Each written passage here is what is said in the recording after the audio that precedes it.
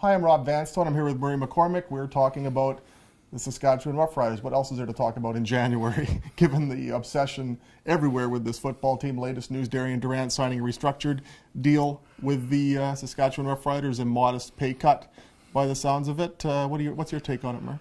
I think, as Darian Durant is wont to, he put the team first. He accepted the pay cut. He could have made a bigger deal of it. He could have gone ahead with his contract and played on it. I think they're prepared to do that. But he said, no, the amount of pay cut he took, which Jones described as significant, may give him another player, made them out, move ahead.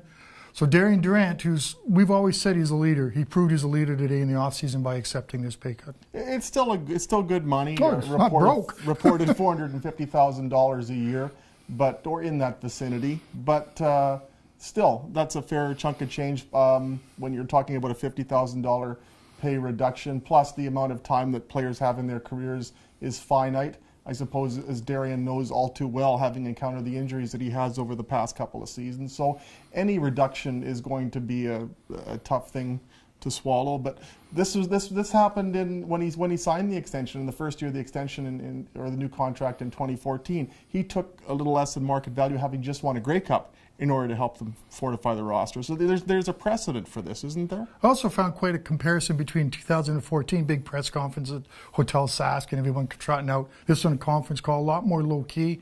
Maybe it's a sign of the new riders. They're going to be a little less they're going to be out front, but a little less sort of pomp and ceremony to that. But, you talked about Darian. He talked about the team a lot. He talked he's going to miss Weston Dressler. I think that's going to be a big part of life. He's moving ahead.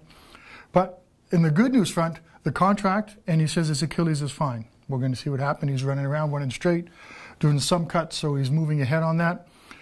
The Riders needed a quarterback. I don't think they could afford to lose him.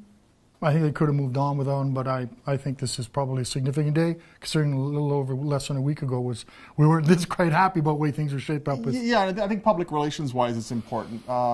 Weston Dressler and John Chick released last Thursday, and I think the Riders were smart about it. They put them both in one press release, took one hit instead of two, and now they have the good news coming out with regard to Darian Durant. So I think they've played that about as well as you could, considering the unpleasantness of the transactions. So our unpleasantness is done. For Murray McCormick, I'm Rob Vanstone. Thanks for your time today, and take care.